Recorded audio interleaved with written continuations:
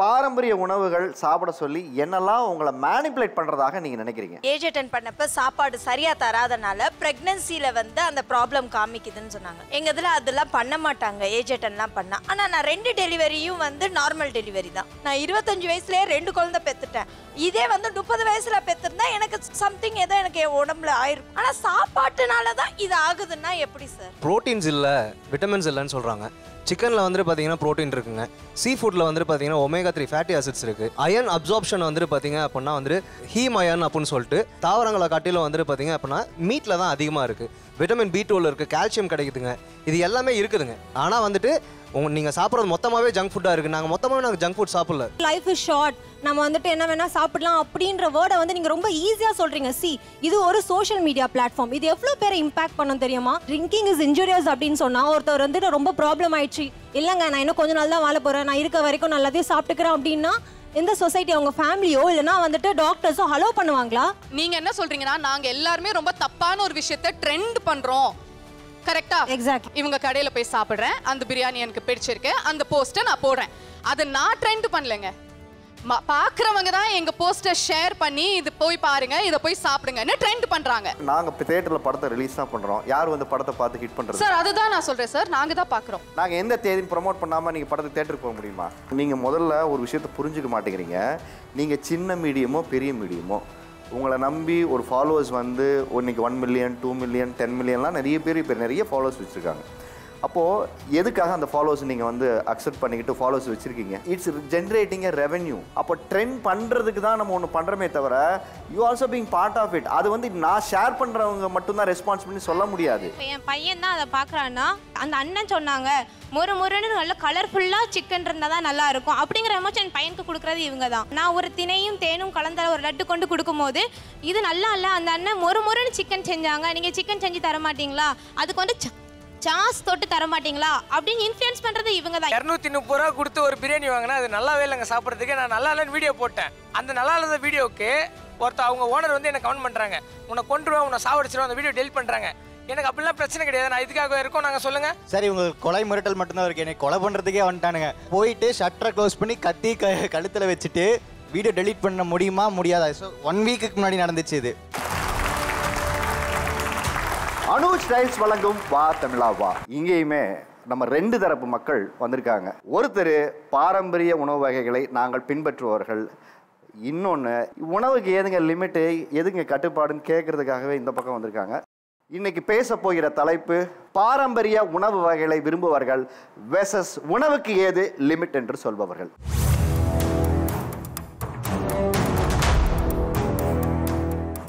ஒரு உணவு அப்படின்னு உங்களுக்கு சொல்லும்போது உங்களை வைப் பண்ணுற அந்த ஃபுட் என்ன? எந்த ஃபுட்டு உங்களை ரொம்ப வைப் பண்ணுது சொல்லுங்க. எல்லாருக்கும் பிடிச்ச Maggi with curd. Maggi with curd first எனக்கும் அப்படிதான் இருந்துச்சு. அப்படின்னு என் ஹஸ்பண்ட் கூட சேர்ந்து அவர் சாப்பிட்டு நல்லா இருக்கும், சாப்பிட்டு பாருன்னு சொல்லி சாப்பிட்டுட்டேன் சார். நானும் பிரியாணி சார், நார்மல் பிரியாணிக்கும் மிட் நைட் பிரியாணிக்கும் ஒரு ஃபேன்ஸ் இருக்குது சார். நம்ம காலையில் சாப்பிட்ற பிரியாணிக்கும் அதே பிரியாணி தான், அதே பீஃப் பிரியாணியோ சிக்கன் பிரியாணியோ மட்டும் அதே பிரியாணியை நைட்டு ஒரு வெடிகாலம் ஒரு 3:30 மணியோ அப்போ நல்லா சுட ஒரு சிக்கன் பிரியாணியோ பீஃப் பிரியாணியோ அதை சாப்பிட்டோன்னா நம்ம பாடியே வந்து அந்த ஒரு தனி ஃபீல் தரும் சார். இல்லை, மிட் நைட் பிரியாணி சாப்பிட்றவங்க எல்லாமே தூக்கத்தை தொலைச்சவங்க தான் அங்கே போகிறது. அப்படிலாம் இல்லை சார், தூக்க தொலைத்தவங்கலாம் இல்லை. இல்லை, தூங்கி எந்திரிச்சு யாரும் அலாரம் வச்சு போகிறவங்க இருக்கீங்களா? நீங்கள் கரெக்டாக 3 மணிக்கு இருக்காங்க தெரியுமா சார் சென்னையில்? அதுவும் இப்ப அந்த பிசினஸ் ஸ்டார்ட் பண்ணா கண்டிப்பா சக்சஸ்ஃபுல்லா ரன் ஆகும். அப்ப நீ எதிர்காலத்துல மிட் நைட் பிரியாணி ஓபன் பண்ணுவ? சான்ஸ் இருக்கு சார், பண்ணாலும் பண்ணிடுவேன். Tennis mid night biryani Besant நகர்ல நான் ஓபன் பண்ணா நான் கண்டிப்பா சொல்றேன், வந்தீங்கன்னா சாப்பிடுங்க. கடப்பேரை வச்சு வாத்தமிழவால பிராண்டிங் வேற பண்ணிட்டேன். இலவசமா ஃப்ரீ ப்ரமோஷன் தான் சார். ஸ்பான்சருக்கு நீங்க வந்து காசு வாங்குறவங்க கிட்ட போரு. என் பிசினஸ் கண்டிப்பா பெரிய லெவல்ல போச்சுன்னா வாத்தமிழவா ஷோக்கு நான் ஸ்பான்சர் பண்றேன் சார். எனக்கு இருக்கிறது வந்து பார்த்தீங்கன்னா ரச சாதத்தில் மீன் குழம்பு ஊற்றி சாப்பிடுவேன். சின்ன வயசில் ரொம்ப வெயிட்டாக இருந்தேன், 113 கிலோ இருந்தேன். 3 தட்டு போட்டு சாப்பிடுவேன், பயங்கர ஃபுட்டி நான். 3 தட்டுனா எவ்வளவு? ஒரு தட்டு ஃபில் பண்ணிக்கோங்க. 1/4 கிலோ வருமா? ஓகே. விரும்பி வெரைட்டியாக சாப்பிட்றத விட இருக்கிறத அதிகமாக சாப்பிட்றாள் நான். இப்போ எவ்வளோ இருக்கீங்க? 80 kgs இருக்கேன். Okay sir. ஆம்பூர் பிரியாணி தெரியுங்களா? ஆம்பூர் பிரியாணியா தெரியாமல் தமிழ்நாட்டில் யாரும் கண்டிப்பாக. எங்கள் ஊர் குமாரபாளையத்தில் வந்துட்டு பார்த்தீங்க அப்படின்னா லிட்டில் அரபியான ஒரு கடை இருக்கும். அங்கே வந்துட்டு பார்த்தீங்கன்னா அந்த ஆம்பூர் பிரியாணியை குஸ்கா மட்டும் வாங்கிட்டு மேன்சவ் சூப் ஊற்றி சாப்பிடுவோம். ரொம்ப சூப்பராக இருக்கும். ஒரு தடவை நீங்கள் ட்ரை பண்ணி பாருங்கள், அவ்வளோ சூப்பராக இருக்கும். மேன்ச்சோ சூப்னா என்ன? அது ஒரு சூப். மேன்ச்சோ சூப்னா அது ஒரு சூப் இல்லை சிக்கன் சூப். அது கொஞ்சம் பெப்பர்லாம் போட்டு வந்துட்டு பார்த்தீங்கன்னா இஞ்சி பூண்டு பேஸ்ட் வந்துட்டு பார்த்தீங்கன்னா கொஞ்சம் தூக்கலாக காரமாக இருக்கும். அதுதான் உங்களோட வைஃப் ஃபுட்டு? ஆமாங்க. மில்க் ரைஸும் புரோட்டாவும் சால்னாவும் தொட்டு சாப்பிடுவேன் சார். அவ்வளோ டேஸ்டாக இருக்கும். பாலில் தெரிஞ்சிடாதாம்மா? இல்லை, அது வந்து சைடில் அந்த கூட்டுக்கு பதிலாக அது உள்ள போய் தெரிஞ்சிட்டோம். அது உள்ள போய் தானே வேலை. அது தயிராகட்டும் மோராகட்டும் டேஸ்ட் வேணும்ல. இங்க போய் என்ன வேணா ஆகட்டும், இங்க டேஸ்ட் வேணும்ல. அதை எப்படி எவ்வளவு வச்சுப்பீங்க? அதாவது ஒரு பால், அதுக்கப்புறம் சாதம். மில்க் ரைஸ் நல்லா சால்ட் போட்டு பிசைஞ்சிருவேன். அதுக்கப்புறம் சைடுல புரோட்டாவையும் மில்க் ரைஸ்ல சால்ட் போடுவியா? சால்ட் போட்டு பிசைஞ்சிருவேன். ஜீனி போட்டு சாப்பிட்டு சைடுல வந்து புரோட்டாவும் சால்னாவும் ஊத்திடுவேன். அது ஊறிடும். அதோட அது சாப்பிட்றப்ப ஐயோ சொர்க்கம் சொர்க்கம் சார்.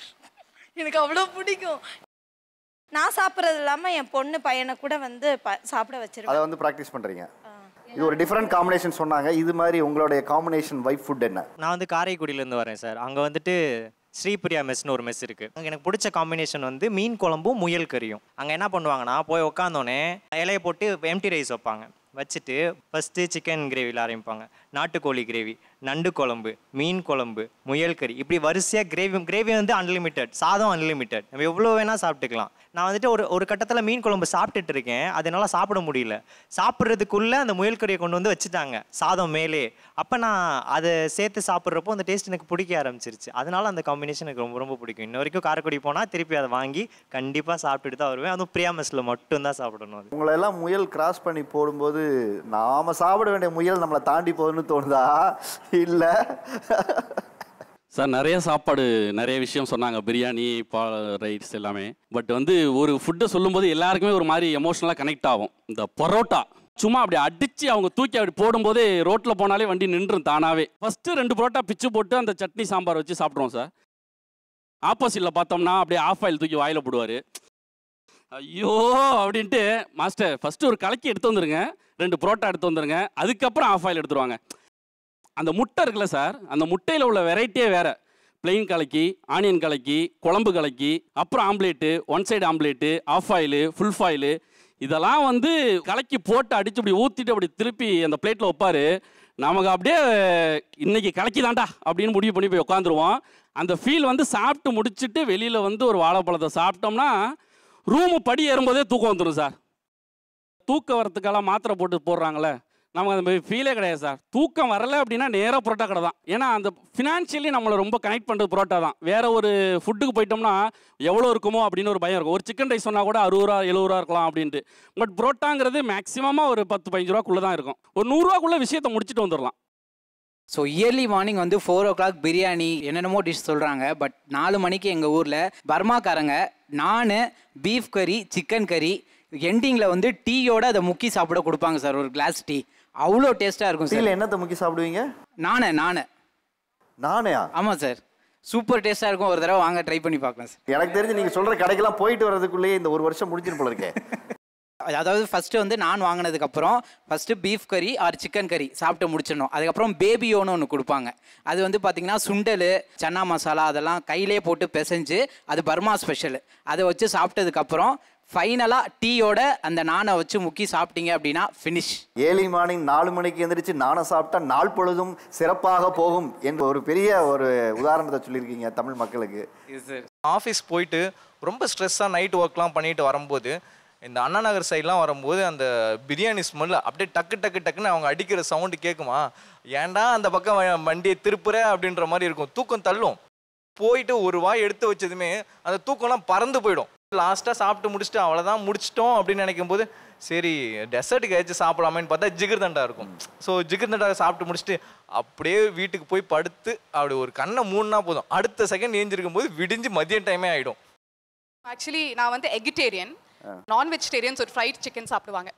அந்த ஃப்ரைட் சிக்கனை நான் ஆயிஸ்டர் மஷ்ரூம்ஸில் பண்ணுவேன். ஆயிஸ்டர் மஷ்ரூம்ஸ் வச்சு அதே ஃப்ரைட் சிக்கன், ஒரு பாப்புலர் பிராண்டில் வந்து அந்த ஃப்ரைட் சிக்கன் ரொம்ப பாப்புலர், அவங்களோட அதே ஃப்ரைட் சிக்கன் அதே மாதிரி ஆயிஸ்டர் மஷ்ரூமில் பண்ணி சாப்பிடுவேன். அதுக்கப்புறம் soups, roasted pumpkin soup, roasted carat and chilli soup ரொம்ப ரொம்ப பிடிக்கும். யூஸ்வலாக டொமேட்டோ சூப் குடிப்பாங்க, ஸ்வீட் கார்ன் குடிப்பாங்க, மேன்சாவ் குடிப்பாங்க. பட் ஆக்சுவலி ட்ரை பண்ணியிருக்காங்களா நிறைய பேர்னு எனக்கு தெரியாது. But roasted pumpkin and roasted carat and chilli பங்கம் மேக்ஸ் ப்ரோவா இருப்பாங்க. 2 பேரும் வேற லெவல்ல இருப்பாங்க. I can just have them as a meal it self. எனக்கு எக்ஸ்பிளைன் பண்ண தெரியல, பட் இப்படி இருப்பான், ஷெஃப் கிட்ஸ் மாதிரி இருப்பான். போடுற ஆடுற அப்படிங்கிற அளவுக்கு இருக்கே வந்து. நீங்க வாங்க நான் செஞ்சு தரேன், சூப்பரா இருப்பான். இத நான் சொன்ன எல்லாமே நானே செய்வேன், எல்லாமே செஞ்சு தரேன். ப்ராப்பர் சத்யா சமைச்சு தரேன். பங்க பண்ற ஒரு நாள் இது மாதிரி நானே உங்க ஃபுட் எல்லாம் நான் மெனு எடுத்து எல்லாம் ஆப்ச்சு நான் இத ஒரு வீடியோவே எடுத்து போடுறேன். வேற எந்த உணவு உங்களை வைப் பண்ணுது? கர்டோட நான்வெஜ் சாப்பிடுவேன் சார். என்ன நான்வெஜ் என்ன சாப்பிடுவீங்க? சிக்கன், ஃபிஷ் எது வேணா சார். அதை சாப்பிடக்கூடாதுன்னு சொல்லுவாங்க. அதான் கேட்க வந்தேன். ஆனால் சாப்பிடுவேன் சார் நான். அது ஏன் சாப்பிடக்கூடாதுன்னு சொல்லுவாங்க தெரியுமா? அது தெரியல சார் எனக்கு.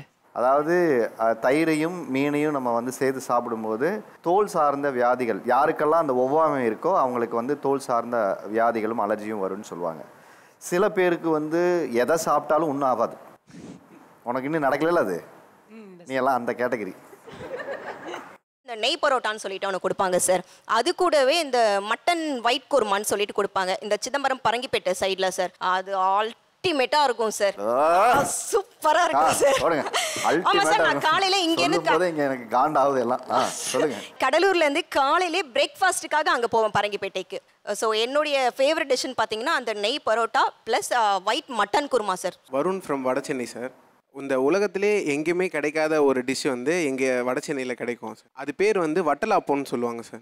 அது என்னென்னா ஒரு மண் சட்டியில் நல்லா இவ்வளோ பெரிய கரண்டி சார், 3 கரண்டி மாவு ஊற்றிட்டு அதில் ஒரு 3 முட்டையை உடச்சி ஊற்றிடுவாங்க சார். தேங்காய் வந்து நிலா ஷேப்பில் அழகாக கட் பண்ணி ஒரு 6 பீஸ் அழகாக அடிக்கிட்டு அதுக்கு மேலே ஒரு மண் சட்டி, காலி மண் சட்டியை வச்சு அந்த கீழே அந்த விறகடுப்பில் எரியும் சார். அந்த கங்கை எடுத்து அந்த கங்கை அது மேலே போட்டு மேலே அப்படியே பீஸா மாதிரி சார், மேலேயும் அனல் கீழேயும் அனல் தம் கொடுத்து அழகாக அதை மேலே நல்லா புஷ்ஷுன்னு இப்படி உபி வரும் சார். அதை நீங்கள் காலையில் 4 மணிக்கு கிடைக்கும் சார் எங்கள் ஏரியாவில். நீங்கள் வந்தீங்கன்னா எப்போ வேணால் ட்ரை பண்ணலாம். அதை ட்ரை பண்ணி பாருங்கள், வேறு லெவலில் இருக்கும் சார். அதாவது காதலிக்கிறவனுக்கு கூட நிறைய நேரங்கள் கவிதைகள் தடைப்பட்டு வரும், வரிகள் வராது. ஆனால் அந்த சாப்பிட்றவங்களுக்கு எங்கேருந்து தான் ஒரு ஃப்ளோ வருதுன்னு தெரியல. பேசுகிறது எல்லாமே கவிதையாக இருக்குது. என்னை பொறுத்த வரைக்கும் ஃபுட்டு வந்து இந்த எமோஷனில் தான் சாப்பிட்ணும், அந்த எமோஷனில் சாப்பிட்ணும் அப்படின்லாம் கிடையாதுங்க சார். ஃபுட்டு சாப்பிட்றதே நமக்கு ஒரு எமோஷன் தாங்க சார். நாங்கள் வந்து புதன்கிழமை காலையில் ஆனால் எப்போயுமே எங்கள் ஊரில் இன்டீரியரில் ஒரு கடை இருக்குங்க சார். அங்கே வந்து 7:30 மணிக்கு இட்லியும் குடல் கறியும் ஃபேமஸுங்க சார். நீங்கள் 7:30 மணினா அதிகபட்சம் ஒரு 8 மணிக்கு போகலாங்க சார். 8:30 மணிக்கு போனீங்கன்னா எல்லாமே தீந்துருங்க சார். அவங்க ரெடி பண்ணிவிட்டு அந்த டேபிளுக்கு வரும்போது நம்ம அங்கே இருந்தால் நம்ம கிடைக்கும், இல்லைன்னா இல்லைங்க சார். இல்லைன்னா இல்லை. சுட சுட 2 இட்லிங்க சார்.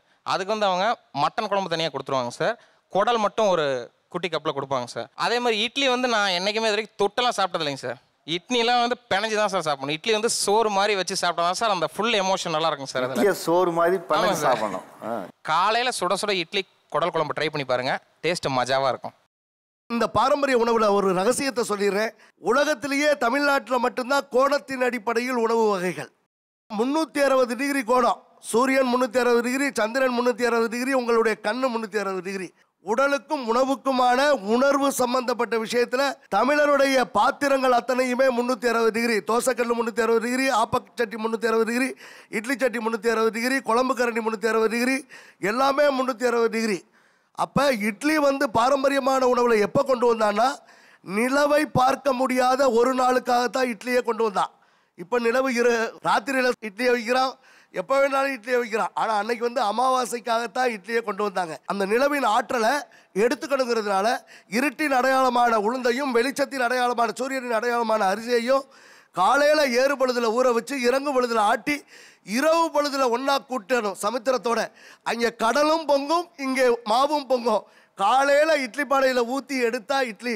நிலாவை கையில் பிடிச்சவன் காதலுக்காக இல்லை, நிலாவை அறிவியலுக்காக பிடித்தவன் தமிழன் தமிழன் தமிழன்கிறத புரிஞ்சுக்கணும் பாரம்பரியத்தோட. இவர்கள் சொல்லுகிற உணவு பழக்க வழக்கம்னு ஒன்று இருக்குல்ல, அதை கேட்கும்போது எந்த உணவு பழக்கம் உங்களை என்ன இதெல்லாம் இப்படி இல்லாமல் சாப்பிட்றாங்க அப்படின்னு உங்களை ஒரு இரிட்டேட் பண்ணதாக இருக்கலாம், இல்லைனா இதை போய் இப்படியா சாப்பிட்றது அப்படின்னு ஒரு உங்களுக்கு தோண விஷயமா இருக்கலாம். அப்படி என்ன இருக்குது? வணக்கம் சார், என்னோட நேம் லாவண்யா. நான் ஒரு உணவியல் நிபுணர். இவங்க எல்லாருமே சாப்பிட்ட உடனே தூக்கம் வருது அப்படின்றது ஆக்சுவலி அது ஒரு குட் சைன் கிடையாது, ரொம்பவே பேட் சைன். என்னன்னா நீங்கள் அவ்வளோ அதிகமான ஒரு கார்போஹைட்ரேட் ஃபுட்டை சாப்பிட்றீங்க அப்படின்னா இன்சுலின் ஸ்பைக் ஆகும்.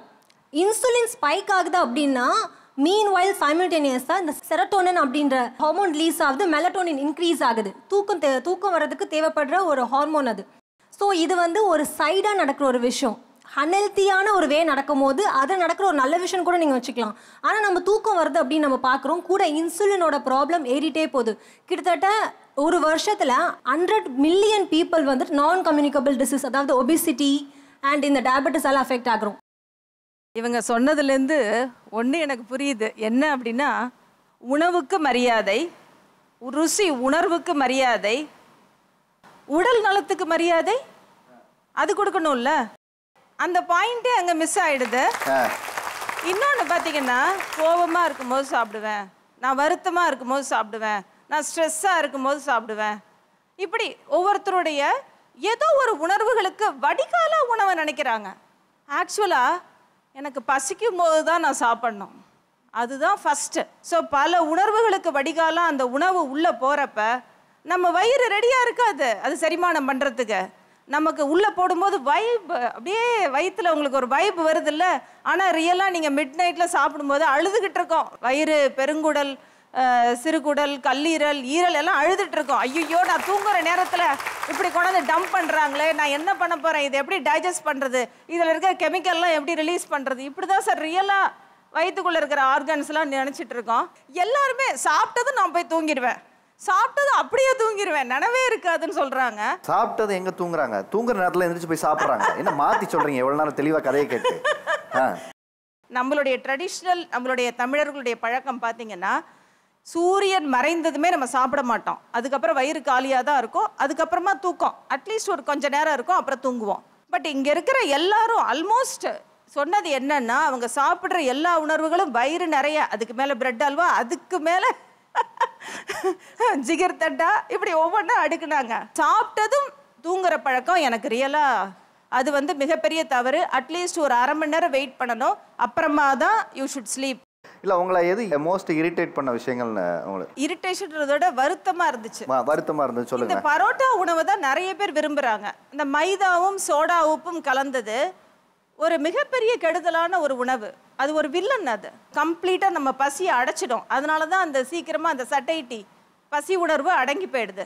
அதனால தான் ஆக்சுவலாக அது சீப்பாகவும் கிடைக்குது. இவங்க நிறைய பேர் சொன்ன ஒரு காமனான விஷயம், அகெயின் பிரியாணி, இன்னொன்று பரோட்டா. இதில் மெயினாக இருக்கிறது பார்த்தீங்கன்னா நியூட்ரிஷனல் கண்டென்ட்டே இல்லாத ஒரு விஷயம். ஒன்று வந்துட்டு டைமிங் இரிட்டேட் ஆகிறது, ஒரு சர்க்காடியன் ரிதம்னு சொல்லுவோம். சன்ரைஸ் அண்ட் சன்செட் கான்செப்டில் தான் நம்ம ஃபுட்டுமே நம்ம எடுக்க முடியும்.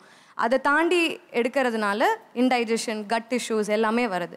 இன்னொன்று, அவங்களோட நெக்ஸ்ட் ஜென்ரேஷனுக்கும் அதை பாஸ் ஆன் பண்ணுறாங்க. குழந்தைங்களையும் சேர்த்து உட்கார வச்சு நான் அதை தான் கொடுப்பேன் அப்படின்னு சொல்கிறது வந்துட்டு, ஆல்ரெடி இந்தியாவில் வந்துட்டு சைல்ட்ஹுட் ஒபிசிட்டி வந்துட்டு நம்ம லீடிங்கில் இருக்கோம். ஸோ டயபெட்டிஸும் பயங்கரமாக போயிட்டுருக்கு. இப்போ நெக்ஸ்ட்டு வந்துட்டு சைல்ட்ஹுட் ஒபிசிட்டி இருக்குது. ஸோ இது வந்துட்டு நெக்ஸ்ட் ஜென்ரேஷனுக்கும் அது பாஸ் ஆன் பண்ணுறாங்க அப்படிங்கிறதே ரொம்ப கஷ்டமான ஒரு விஷயமா நான் பார்க்குறேன். இன்னொன்று, அந்த மேன்ஷோ சூப் சொன்னாங்க, அது எப்படி பண்ணுறாங்கன்னே தெரியாது, என்ன இன்க்ரீடியன்ஸ் இருக்குன்னே தெரில. அவங்களுக்கு வந்துட்டு அந்த டேஸ்ட் நல்லா இருக்குது, அதனால் சாப்பிட்றாங்கங்கிற ஒரு விஷயந்தான் இருக்கே தவிர, அது வந்துட்டு ஹவு இட் அஃபெக்ட்ஸ் த பாடிங்கிறது இன்னும் அவங்களுக்கு அவேர்னஸ் இல்லை. ஃபுட்டு வந்துட்டு it has to be a fuel, ஆனால் அவங்க வந்துட்டு அதை ஆப்போசிட்டாக யூஸ் பண்ணிக்கிறாங்க. வண்டிக்கு பெட்ரோல் போடுற மாதிரி. எக்ஸாக்ட்லி. ஸோ நம்ம வந்துட்டு பெட்ரோல் போடுற வண்டியில் பெட்ரோல் தான் போடணும். அதுக்கு வந்துட்டு ஓகே சீப்பாக கிடைக்குதுன்னு போய் வேறு ஏதோ ஒன்று ஊற்றினோன்னா வண்டி வந்துட்டு ஓடாது. அதே தான் நம்ம பாடியும். நான்லாம் இப்போ சாப்பிட்டு அடுத்த செகண்ட் வேற ஒரு ஐட்டம்லாம் சாப்பிடுவேன், ஒன்றும் ஆகாது. Okay, and that is the form of fuel to keep running sir. Because இப்போ நம்ம யாருக்குமே நம்மளோட லைஃப் ஸ்டைல் முன்னாடி இருந்த மாதிரி கிடையாது. அவங்க சொன்ன மாதிரி சன்ரைஸ் எழுந்திரிக்கிறோம், சன்செட்டில் தூங்கிடுறோம், அந்த மாதிரிலாம் கிடையவே கிடையாது. நிறைய பேர் இங்கே யூஎஸ் ஷிஃப்ட் ஒர்க் பண்ணுறாங்க. இப்போ நம்ம பிஸ்னஸ் பண்ணுறோம், ரவுண்ட் த கிளாக் ஒர்க் பண்ணுறோம். நம்ம நினச்சா கூட இப்போ நம்ம பாஸ் நீ வேலை பண்ணி தான் ஆகணும்னு சொன்னால் என்ன பண்ண முடியும்? முடியாதுன்னு ஏஞ்சி போக முடியுமா? So what will keep you running? What is your fuel?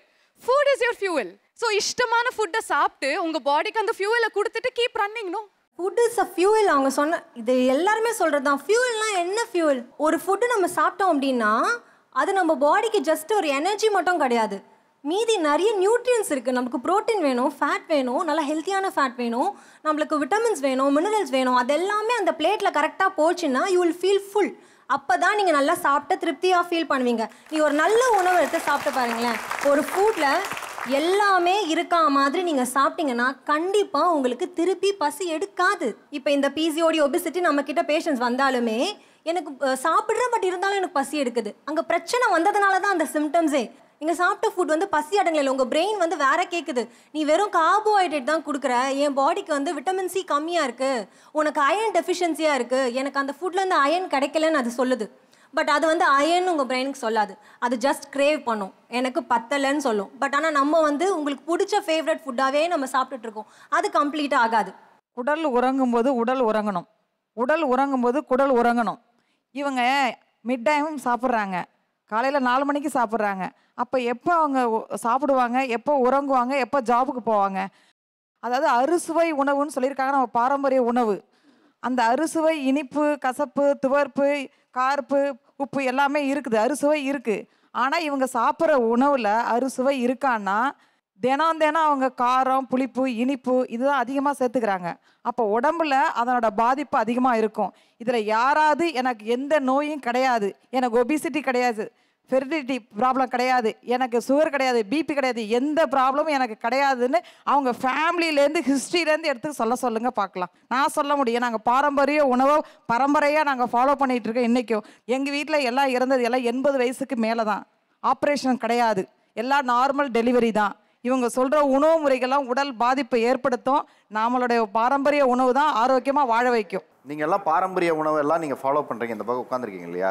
இவங்க சாப்பிடக்கூடிய உணவு பழக்கம் தப்பாக இருக்குது அப்படின்னு நீங்கள் நினைக்கிறீங்களா? இதே ஒரு 10 இயர்ஸ் பிஃபோர் இந்த நிகழ்ச்சி நடந்த நானும் அந்த பக்கம் தான் உட்காந்துருப்பேன். வானத்தில் பறக்கிறது, தண்ணியில் இருக்கிறது, ரோட்டில் இருக்கிறதுல மிஷினை தவிர எல்லாத்தையும் சாப்பிட்ருக்கேன். ஆப்ரேஷன் தேட்டரில் தூக்கி போட்ட வகுத்த கிழிச்சப்போ தான் தெரிஞ்சு எனக்கு எல்லாமே என்ன காரணம் அப்படின்னு. அப்பண்டிஸ் வந்துச்சு, கிட்னி ஸ்டோன் வந்துச்சு. நம்ம உடம்புக்குள்ளேயே காற்று, தண்ணி, சாப்பாடு இது 3 தான் உள்ளே போயிட்டு வெளியில் வர்றது. இது 3 கரெக்டாக உள்ளே போயிட்டு வெளியில் வந்துச்சுன்னா பிரச்சனையே கிடையாது. உள்ளே போய் ஸ்டக்காகி நிற்கிற இடத்துல தான் பிரச்சனையும். இவங்க நினைக்கிறாங்க நம்ம எப்போ வேணாலும் சாப்பிடலாம், என்ன வேணாலும் சாப்பிடலாம் அப்படின்னு. ஒரு அறிவு உள்ள செடி கொடி தான் அது. இந்த தகவமைப்பில், இந்த நிலப்பகுதியில் இங்கே தான் வளரணும்னா அது அங்கே தான் வளரும். அந்த தகவமைப்பில் இருந்தால் தான் அது வளர முடியும். பிச்சாவரம் காட்டில் இருக்க ஒரு செடியை கொண்டு வந்து நம்ம தரையில் நம்ம ஊருக்குள்ளே ஊண்டி வச்சோம்னா முளைக்காது. ஒரு அறிவு இருக்க செடியே அந்த தகவமைப்பில் இருக்க உணவு தான் சாப்பிட்டு வளருது. நம்மளுக்கு இருக்குது நம்மளுடைய பாரம்பரியம். அப்போ நம்ம சைனாவில் பிறந்திருந்தோம்னா அந்த உணவு சாப்பிட்லாம், பர்மாவில் பிறந்திருந்தோம்னா தம்பி சொன்ன மாதிரி பர்மா உணவு சாப்பிட்லாம். நம்ம ஊரில் நம்ம கிளைமேட்டுக்கு நம்ம என்ன உணவு சாப்பிடணுமோ அதை தான் நம்ம சாப்பிடணும். நான் என்ன சொன்னேன்னா, காமனாக சொல்கிறத தாண்டி நீங்கள் என்ன மாதிரி உணவு வகைகளை எடுத்துக்கிறீங்க, எதை மாற்றிக்கிட்டீங்க? புரோட்டா சாப்பிட்டதை நிப்பாட்டேன் சார். 92 கிலோ இருந்தேன், இப்போ வந்து 78 தான் இருக்கேன். அதே மாதிரி ஹெல்த்தியான ஃபுட்டு கன்சீவ் ஆகிறதுக்கு முன்னாடியும் சரி, கன்சீவ் ஆனதுக்கு அப்புறமும் கம்பல்சரி எல்லாரும் அயன் ஃபோலிக் டேப்லெட் எடுக்க சொல்கிறாங்க. அன்றைக்கி எங்கள் பாட்டி சொல்லுவாங்க, தோட்டத்துக்கு வேலைக்கு போன இடத்துல குழந்தைய பற்றி தூக்கிட்டு வந்திருக்காங்க. ஆமாம், அன்றைக்கெல்லாம் வந்து எந்த ஒரு இரும்பு சத்து குறைபாடு இல்லை, ஏன்னா அவங்க சாப்பிட்டது இரும்பு சோளம். அந்த சத்து குறைபாடுகள் இருக்கக்கூடிய உணவை விட்டுட்டு அந்த சத்துக்கள் இருக்கக்கூடிய நார் சத்துக்கள் இருக்கக்கூடிய நம்ம பாரம்பரிய உணவான சாமை, தெனை, குதிரைவாளி, சோளம், கம்பு இந்த உணவுகளை எடுத்துக்கலாம். அரிசியும் நம்ம பாரம்பரிய உணவு தான். ஏன்னா தஞ்சாவூரில் பார்லியும் கோதுமையமாக விளைஞ்சிச்சு, அன்னைக்கு இருந்த அரிசியும் இருந்தது தான். இந்த மாதிரியான உணவுகளை கரெக்டான நேரத்தில் எடுத்துக்கணும். நம்ம உடம்பு நம்மக்கிட்ட பேசும் சார். நம்மளுக்கு எப்போ பசிக்குதோ சாப்பிடணும், நம்ம உடம்புக்கு தேவைன்னா பேசும், பசிக்கும். தாகம் எடுக்குது அப்படின்னா தண்ணி தேவைப்படுறப்ப பேசும், தண்ணி குடிக்கணும். தூக்கம் வரணும் அப்படின்னா அதுவே டயர்டாக்கி காமிக்கும், தூக்கம் வர மாதிரி இருக்குடா அப்படின்னு படுத்துடணும். இது 3ஐயும் மாற்றி பண்ணிவிட்டு கண்ட நேரத்தில் சாப்பிட்றது, கண்ட நேரத்தில் தூங்குறது, தண்ணியே தவிக்காமல் தண்ணி நிறைய குடிக்க சொல்லியிருக்காங்க, 4 லிட்டர் குடிக்க சொல்லியிருக்காங்க, குடிச்சு கிட்னியை ஃபெயிலியர் ஆக்குறது. இந்த மாதிரி விஷயங்களை மாற்றி பண்ணுறது தான் தப்பு அப்படின்னு சொல்கிறோம். எது எங்கெங்கே விளையுதோ அவங்கவுங்க தான் அதை பயன்படுத்தணுங்க சார். அது வந்து எங்கே விளையும், ஊட்டி, குன்னூர் அந்த மாதிரி மலைப்பிரதேசத்தில் விளையிறது வந்து அவங்களுக்குடைய அந்த கூலிங்கை போக்கிக்கிறதுக்காக தான் அந்த டீ காஃபிங்கிறது. ஆனால் நம்ம இங்கே டீ காஃபிலாம் குடிக்கிறோம், அது வந்து ஆரோக்கியமான ஒரு சொல்கிறேன். அங்கே இருக்கவங்க சாப்பிடலாம், இல்லை அப்போ எல்லாரும் குடிக்கிறேன், நீராகாரம் சாப்பிடுவாங்க. அது ரைட்டு. ஆரம்பிக்கும் போது அங்கே எல்லாரும் குடிச்சிட்டு தான் இருந்தீங்க, டீ காஃபி எல்லாம் குடிக்கிறாங்க சார். அப்போ அது வந்து அது ஏற்புடையதா இல்லையா சார்? அவங்க அந்த பக்கம் தாயா சொல்கிறேன், சொல்லக்கூடாது சொன்னா கேட்குறேன், எல்லாம் வாங்கின பிறகு தெரியும். இல்லை இல்லைங்கண்ணா, இப்போ நீங்கள் அந்த பக்கம் உட்காந்துருக்கீங்க அப்படிங்கும்போது நீங்கள் அதெல்லாம் கரெக்டாக ஃபாலோ பண்ணாதான் நீங்கள் எங்களுக்கு அட்வைஸ் பண்ண முடியும்னு கேட்குறேன் நான். அதில் பாதிக்கப்பட்டனால தான் சொல்கிறேன். ஆனால் பாதிக்கப்பட்டு மறுபடியும் அதே தானே சார் பண்ணுறாங்க எல்லாரும். இப்போ டீ காஃபி இப்போ யாரும் குடிக்கிறது இல்லையாங்க சார்? டீ காஃபிங்கிறது நம்ம குடிக்கக்கூடாது. ஒரு டாக்டர்கிட்ட போகிறோம் அப்படின்னா ஃபர்ஸ்ட் அவங்க சொல்ற டீ காஃபி குடிக்காதீங்க, ஆரோ வாட்டர் இருந்தால் அதை குடிக்காதீங்க அப்படின்னு தான் ஃபர்ஸ்ட் சஜஸ்ட் பண்ணுறாங்க. இப்போ நெல் விளையாத இடத்துல அரிசி சாப்பிடக்கூடாதா? பதில் சொல்லுங்க மேடம். டீ காபி குன்னூர்ல விளையுது, அவங்க தான் குடிக்கிறோன்றீங்க. அங்க நெல் கிடையாது. அப்ப அவங்க அரிசி சோறு சாப்பிடக்கூடாது. 3 வேளை டீ காப்பியை குடிச்சிட்டு தஞ்சாவூர்ல மட்டும் தான் நெல் விளையுதுன்னு நீங்க சொல்றீங்களா? நம்ம ஊர்ல எங்கேயுமே நெல் போடுறது இல்ல சார். ஒரு பகுதியை தான் அது பண்ண. ஒரு ஊர்னு நீங்க குறுகலா இது பண்ணக்கூடாது. இப்ப இந்தியாவுடைய தென் பகுதி இல்ல வடபகுதி இல்ல இந்தியா தென்கிழக்கு ஆசியா அந்த மாதிரி ஒரு பகுதியாகத்தான் நம்ம வந்து கன்சிடர் பண்ணோம். ஒரு ஊரு ஒவ்வொரு ஏரியான்னு கன்சிடர் பண்ண முடியாது. இல்ல மேடம், நான் அதையே சொல்லல. நான் சாப்பிடக்கூடாதுன்னு சொல்ல, அண்ணன் சொன்னதுக்கு நான் விளக்கம் தான் சொன்னேன். இல்ல, நான் டீ குடிச்சதுக்காக இப்ப நான் டீ காஃபி யாரையும் குடிக்காதீங்க நான் யாரையுமே சொல்ல வரல. இல்ல சார், நீங்க சொன்ன உதாரணம் தவறுன்றதுக்கு தான் நான் சொன்னேன். இல்ல, அது வந்து அப்ப டீ காஃபி குடிக்கிறதுங்க ஒரு நல்ல ஆரோக்கியமான செயல். எல்லாருமே ஆரோக்கியம்னு சொல்றீங்கல்ல, அப்ப அது ஆரோக்கியமா நான் கேட்கறேன். மாடு வந்த பிறந்தே பால் வந்துருச்சு சார். பால் கெட்ட உணவுலாம் கிடையாது. இல்ல நீங்க ஏன் காஃபி டீ குடிக்கிறீங்கன்னு கேட்குறேன் சார். காஃபி டீ குடிக்கக்கூடாதுன்னு யாரும் சொல்லலை. ஃபில்டர் காஃபிக்கு மயிலாடுதுறை தான் ஃபேமஸ்ஸு. ஆனால் ஒரு அளவு தான் குடிக்க சொல்லியிருக்காங்க. என்னன்னாக்கா தினமும் இப்போ வேலைக்கு போகிறவங்களாம் சாப்பிட்றத விட்டுட்டு டீ காஃபியே அடிமையாயிட்டாங்க. ஏன்னா எங்கள் ஹாஸ்பிட்டலில் நிறைய பேஷண்ட் வந்துட்டுருக்காங்க, நான் பார்த்துட்ருக்கேன்.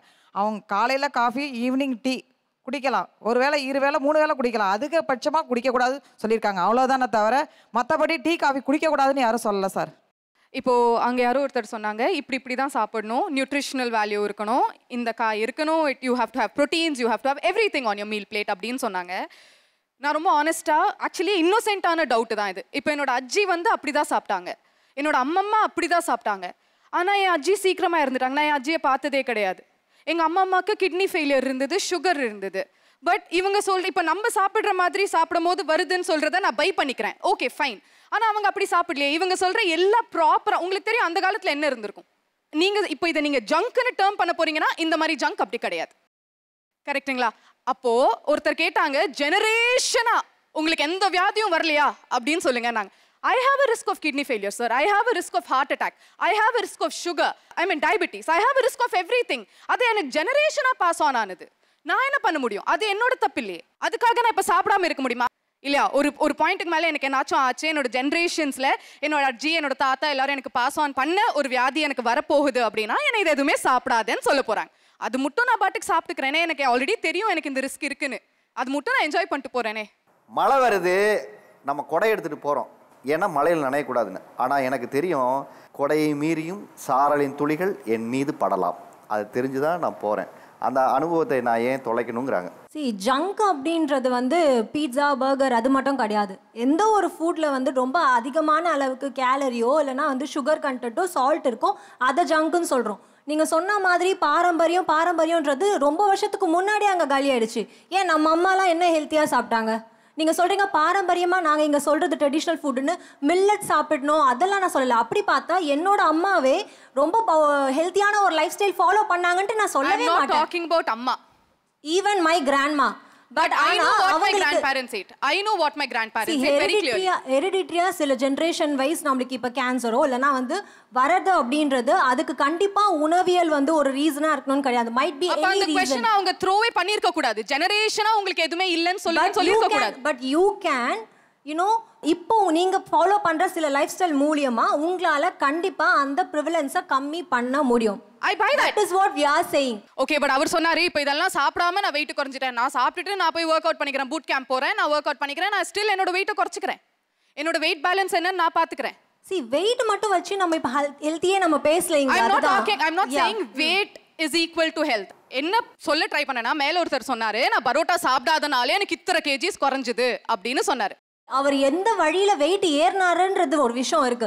மைட் பி அவர் டீ காஃபியோ இல்லைன்னா ரொம்ப அன்ஹெல்த்தியா நீங்க சொல்ற பரோட்டா ஏதோ சாப்பிட்டு அவர் ஏறி இருக்கலாம், அதை கட் பண்ணோன்னு வெயிட் லாஸ் ஆயிருக்கலாம். அட்லீஸ்ட் அவங்க என்ன இருங்க அவங்க எதை கவுண்டர் பண்றாங்கன்னு நீங்க புரிஞ்சுக்கோங்க. ஜெனட்டிக்கலா அவங்க ஒரு இடத்துல பாரம்பரிய உணவுகளை சாப்பிட்டு வந்ததுனால அவங்களுக்கு வியாதியே வரலைங்கிறத நீங்க எப்படி உறுதியா சொல்ல முடியுங்க தான் அவங்க கேள்வியா கேட்குறாங்க. வியாதி எங்களுக்கு வரவே வராது, உங்களுக்கு வரும் யாரும் சொல்லவே இல்லை.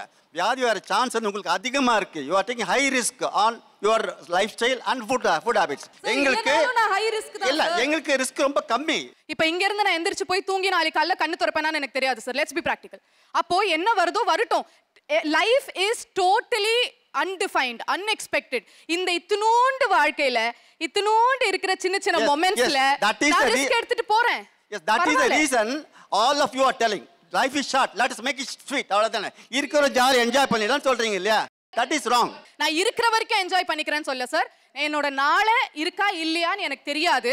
அதனால இன்னைக்கு எனக்கு இதை சாப்பிடணும்னா நான் சாப்பிட்டுக்கிறேன்னு சொல்றேன். ரெண்டுத்துக்கும் வித்தியாசம் இருக்கு. இன்னைக்கு ஹெல்த்தியா சாப்பிட்டாக்க சப்போஸ் நாளைக்கு போயிடுவோன்ற நாளைக்கு தள்ளி போடலாம் இல்லையா? இப்போ இவங்க எல்லாம் பரோட்டா சாப்பிடுறே சொன்னாங்க, பிரியாணி சாப்பிடுறே சொன்னாங்க. அப்போ வீட்ல சாப்பாடு சாப்பிடுறது இல்லன்னு நினைக்கிறீங்களா? பரோட்டா சாப்பிட கூட நாங்க யாரும் சொல்லவே இல்ல, பிரியாணி சாப்பிட யாரும் சொல்லவே இல்ல. That is once in a while, but you are making it a routine food items இல்லையா? That's what we are. Sir, அதுதான் I'm trying to tell you. You don't know what our routine is. நீங்க நாங்க சாப்பிடுற ஒருவேளை மீலோ இல்ல அந்த mid நைட்ல போய் சாப்பிடுறதையோ கணக்கு எடுக்கிறீங்க. அதுக்கப்புறம் வீட்ல வந்து நம்ம சாப்பிடுற அந்த ப்ராப்பர் மீலை நீங்க கணக்கு ஏன் எடுக்க மாட்டீங்க? பிகாஸ் அது உங்களுக்கு தெரியாது. இப்போ நாங்க சொல்றதை வச்சு நீங்க சொல்றீங்க. எங்களோட ரியல் லைஃப் டைம்ல, எங்களோட ரியல் லைஃப்ல, எங்களோட இப்போ இந்த மொமெண்ட்ல என் வீட்ல வந்து பாத்தீங்களா இன்னைக்கு எங்க வீட்ல என்ன சமையல், நான் என்ன சாப்பிட்டேன்னு? Ideally I am a food content creator sir. என்னோட வீட்டில் நீங்கள் என்னோட ஃபுட் கான்டென்ட் கிரியேஷன் பேஜில் பார்த்தீங்கன்னா விதமாக இருக்கும். ஏன்னா ஆசை யாரை விட்டது, எல்லாருமே கேட்குறாங்க இந்த ரெசிபி வேணும் அந்த ரெசிபி வேணும்னு. ஆனால் எங்கள் வீட்டில் கிச்சனில் நான் டெய்லி என்ன சமைக்கிறேன் அப்படின்றது டோட்டலாக வேறு. இப்போ நம்ம வீட்டில் செஞ்சு சாப்பிட்றது ரொம்ப சூப்பர் ஃபைன். ஏன்னா வெளியில் போய் அதே உணவை நம்ம சாப்பிடும்போது அதே இதை சாப்பிடும்போது என்ன ஆகுனா அதில் ஒரு 200 கேலரி எக்ஸ்ட்ரா ஆகும். மருந்தென வேண்டாவாம் யாக்கைக்கு அருந்தியது அற்றது போற்றி உண்ணின். அதாவது நம்ம சாப்பிட்ட சாப்பாடு செரிக்கிற தன்மை நம்மளுக்கு தெரியணும். இந்த மாதிரி பரோட்டா, பிரியாணி இந்த மாதிரி உணவுகளை சாப்பிடும்போது அதுக்கு செரிமானம் ஆகிற நேரம் வந்து அதிகமாக இருக்கும். ஸோ இப்போ அது சாப்பிட்றோன்னா அதுக்கப்புறம் வந்து அது டைஜஸ்ட் ஆகணும் அப்படிங்கிறதுக்காக ஒரு சாஃப்ட் ட்ரிங்க்ஸ் ஆர்டர் பண்ணுவோம்.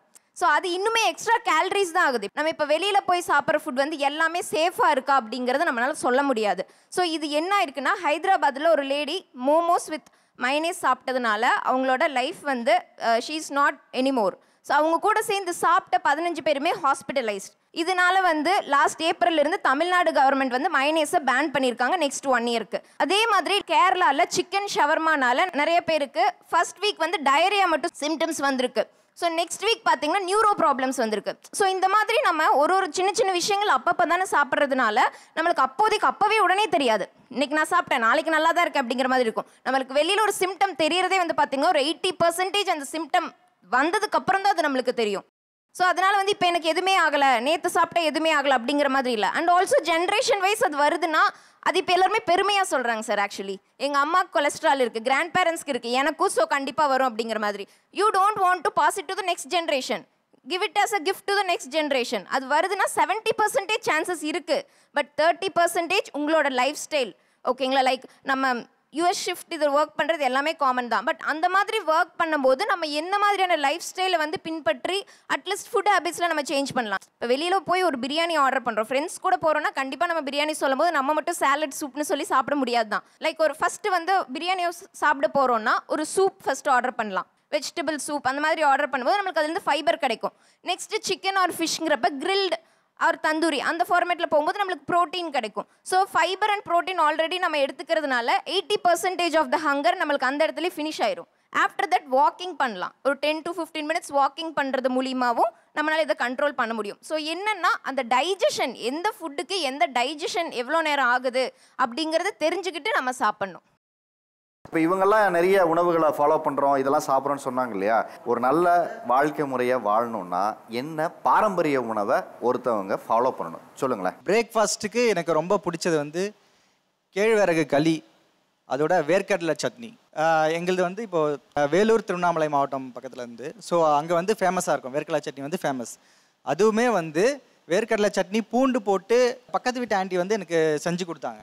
ஸோ அப்போ வந்து எனக்கு ரொம்ப பிடிச்சி போயிடுச்சு. ஸோ கேழ்வரகு கூட வேர்க்கடலை சட்னி ஆர் கருவாடு தொக்கு, அது வந்து எனக்கு ரொம்ப பிடிக்கும். ஸோ அதை ஃபாலோ பண்ணலாம் பிரேக்ஃபாஸ்ட்டுக்கு. இது மாதிரி வேறு யார் என்னென்ன பாரம்பரிய உணவுகளை ஃபாலோ பண்ணால் நல்லா இருக்கும் அப்படிங்கிறத நீங்கள் சொல்லுங்களேன். மார்னிங் வெறும் வயிற்றில் இஞ்சி சாராக எடுத்துக்கணும். நம்ம எந்த ஃபுட்டை எடுத்தாலுமே நம்ம உடம்புலேருந்து கழிவு தேங்காமல் வெளியேற்றுறதுக்கு இது ஒரு பெஸ்ட் ப்ராசஸ். மதியத்தில் உணவுக்கு பிறகு சுக்கு பொடி சாப்பிடணும், பொடியாக இடித்து சாப்பிடணும். இரவு உணவில் வந்து சாப்பிட்டதுக்கு அப்புறம் வந்து கடுக்காய் பொடி இது எடுத்துக்கும் போது நம்ம உடம்புல எந்த ஒரு கழிவும் தேங்காமல் இருக்கும். பழைய கழிவு தேங்கியிருந்தாலும் அது வெளியேற்றும். அப்போ நோய் வராமல் தடுக்கும். நம்ம சாப்பிட்ற ஃபுட்டும் நம்மளுக்கு சரியான அளவில் முழு சத்தும் உடம்புக்கு அனைத்து உறுப்புகளுக்கும் போய் சேர உதவும் சார். கேழ்வரகு புட்டு சார், அது கூட கொஞ்சம் முடக்கத்தான் தோசை, பிரண்டை சட்னி வச்சு சாப்பிட்டிங்கன்னா நம்ம ஆயுள் வரைக்குமே மூட்டு வலி, நரம்பு பிரச்சனை எதுவுமே வராது. சர்க்கரை நோய் நம்ம பக்கமே அணுகாது. உளுந்தங்களி சார். ஆரம்ப காலத்துலேருந்து வயசுக்கு வந்தால் அந்த உளுந்தங்களி கொடுப்பாங்க. ஏன்னா வயிற்று வலி வராமல் இருக்கிறதுக்கு, இடுப்பு வலி வராமல் இருக்கிறதுக்கு கொடுப்பாங்க சார். ஆக்சுவலாக நாங்களுமே அந்த உளுந்தங்களி ஏஜ் அட்டன் பண்ணப்போ நாங்கள் சாப்பிடல. அம்மா என்ன பண்ணுவாங்கன்னா, ஸ்டொமக் பெயினில் ரொம்ப கஷ்டப்பட்டோம் சார். அம்மா என்ன பண்ணுவாங்கன்னா உளுந்தங்களி கொடுப்பாங்க. நாங்கள் சாப்பிட மாட்டோம், அந்த டேஸ்ட் பிடிக்காதுன்றதை சாப்பிட மாட்டோம். அதனாலேயே வயிறு வலி வந்தால் சொல்ல மாட்டோம். ஏன்னா எங்கே உளுந்தங்களி செஞ்சு கொடுத்துருவாங்களோ சொல்ல மாட்டோம் அப்படின்னு சாப்பிட மாட்டோம் சார். அதுக்கப்புறம் சரி இதில் என்னதான் இருக்குது, ரொம்ப வயிறு வலி அதிகமான ஸ்டேஜ் வந்ததுக்கப்புறம் இதில் என்னதான் இருக்குது அப்படின்னு பார்க்கும்போது சரி ஒரு நாள் செஞ்சு கொடுத்தாங்க சார். அது என்னென்னா சாப்பிட்டதுலேருந்து ஒரு 3 மந்த் தொடர்ந்து சாப்பிட்டோம் சார். சாப்பிட்டதுலேருந்து இது வரைக்குமே எங்களுக்கு வயிற்று வலிங்கிற பிரச்சனையே இல்லை சார். ஏன்னா இப்போதைக்கு பிசிஓடிங்கிறாங்க சார். அப்போ எந்த பிசிஓடி சார் வந்துச்சு? அப்போ உளுந்தங்களி மட்டும்தான் சாப்பிடுவாங்க. நல்லா கொழுந்து தலவாழை இலையை எடுத்து அதில் உளுந்து வறுத்து, அந்த வறுக்கும் போதே ஸ்மெல்லு அல்டிமேட்டாக இருக்கும் சார். அந்த உளுந்தை வறுத்து அரைச்சி அதை கருப்பட்டி இல்லைன்னா நாட்டு சக்கரை பியூராக எடுத்து அதை கலந்து ஒரு ஷேப், எப்படின்னா மண் பாத்திரம் எங்கள் வீட்டில் இருக்குது சார், அதில் கலந்து அப்படியே ஒரு ஷேப்பாக அந்த தலவாழை இலையில வச்சு நடுவில் குழி பறித்து நாட்டு செக்கு நல்லெண்ணெய், அதுலேயே ஒரு கசப்பு இருக்கும், அதுவே செம்ம டேஸ்ட்டாக இருக்கும் சார். இல்லைன்னா பசு மாட்டு நெய், இதை ரெண்டுத்தையும் அதில் போட்டு அப்படியே குழச்சி சாப்பிடும் போது வேற இதே ஹெவன் தான் சார். அது சாப்பிட்டதுலேருந்து இது வரைக்குமே எங்களுக்கு வயிற்று வலி இடுப்பு வலி பிரச்சனையே வந்தது இல்லை சார். ஐயா நீங்கள் சொல்லுங்கள், நீங்கள்லாம் பாரம்பரிய உணவுகளை கடைபிடிக்கக்கூடிய ஒரு கூட்டமாக இருக்கீங்களா? உங்களுக்கெல்லாம் அந்த மாதிரி வைப்பு வருதா? நீங்கள் சாப்பிடும்போது அந்த பாரம்பரிய உணவில் அந்த வைப்பு இருக்கா? ஒருத்தனுக்கு பெரிய வைப்பே வந்து இந்த பழைய சோறு தான். இரவில் மோரை ஊற்றி கொஞ்சம் உப்பு கல் போட்டு அதை வந்து மூடி போடாமல் வெள்ளை துணி, தூய பருத்தி துணியை வேடு கட்டி வச்சு மண்பானையில் காலையில் அது வாசனையாக எடுத்து சின்ன வெங்காயம் போட்டு பச்சை மிளகாயோட மிதுக்கவத்தை சுண்டவத்தை சேர்த்து சாப்பிட்டா அதுக்கு இணை வேறு ஈடு இணை இல்லை.